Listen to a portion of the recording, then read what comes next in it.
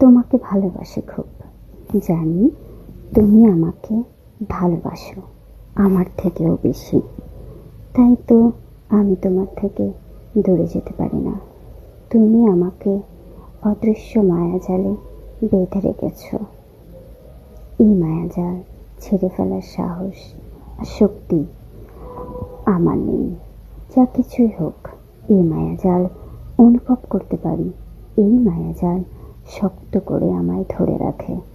মুখে বলি চলে যাব, আর যাওয়া হয় না কোথাও। তোমার কাছেই থাকতে হয়।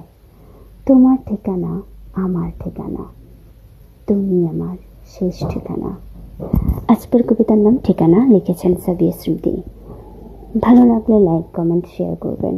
সবাইকে ধন্যবাদ।